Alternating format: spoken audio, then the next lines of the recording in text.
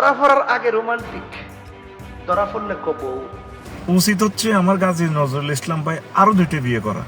প্রথম ভিডিও ভাইরালের রেশ কাটতে না কাটতেই 2 দিনের ব্যবধানে ভাইরাল হলো আরও একটি ভিডিও। আর সেই ভিডিও ঘিরেই এখন সোশ্যাল মিডিয়ায় চলছে যেন বিশেষ অধিবেশন। চায়ের টং থেকে শুরু করে ফেসবুকের কমেন্ট বক্স, সবখানে একটাই আলোচনা, এ কি করলেন মুরব্বি। ঘটনাটি নিয়ে নীরব থাকেননি আলোচিত বক্তা গিয়াসউদ্দিন তাহেরিও। নিজের স্বভাবসুলভ ভঙ্গিতে তিনি বলেন, বিয়ে যদি করতেই হয় তাহলে চুপি চুপি কেন, সেই সাথে নাটক কম করতেও বলেন তিনি।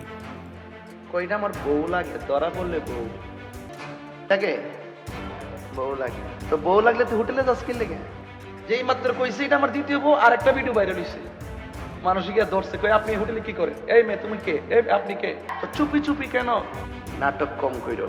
এদিকে একই ঘটনায় ভিন্ন সুরে বক্তব্য দেন আরেক আলোচিত বক্তা রফিকুল্লাহ আফসারী। ধর্মীয় ব্যাখ্যা তুলে ধরে তিনি বলেন, আমার ভাইয়ের তো আরও 2টা বিয়ে করা উচিত। কেউ বলেন ওনার নাতনির বয়স। বিয়েতে নাতনি, মায়ের বয়স, বোনের বয়স দিয়ে কি হবে? বিয়ে হচ্ছে একটা পরম বন্ধুত্ব। এটা আল্লাহ এবং রাসূল সাল্লাল্লাহু আলাইহি সাল্লামের পক্ষ থেকে একটা গিফট মানব জাতির জন্য।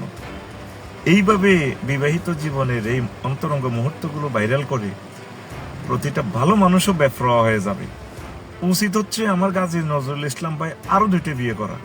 অন্যদিকে কুষ্টিয়া 3 আসনের সংসদ সদস্য মুফতি আমির হামজা যেন সাতক্ষীরার জন্য বিশেষ সম্মাননায় ঘোষণা করে ফেললেন। বলেন, কিয়ামতের দিন যদি আল্লাহ জান্নাত দেওয়া শুরু করেন, প্রথমেই সাতক্ষীরা দিয়ে শুরু করবেন। সাতক্ষীরা আমাদের আবেগের জায়গা। সারা বাংলাদেশে আমার যতটুকু বাস্তবতা ধারণা আমি জানি, আল্লাহ যদি কিয়ামতে জান্নাত দেওয়া আরম্ভ করে, প্রথমে সাতক্ষীরা দিয়ে আরম্ভ করবে। তবে সুন্নাত কাজ গোপনে করায় ক্ষোভ ঝাড়েন জামায়াতের যশোর 5 আসনের সংসদ সদস্য অ্যাডভোকেট গাজী এনামুল হক। আপনার কোন সুন্নাত ভালো কাজ গোপনে করার ইখতিয়ার কে দিয়েছে? কোন সুন্নাত দিয়েছে আপনাকে?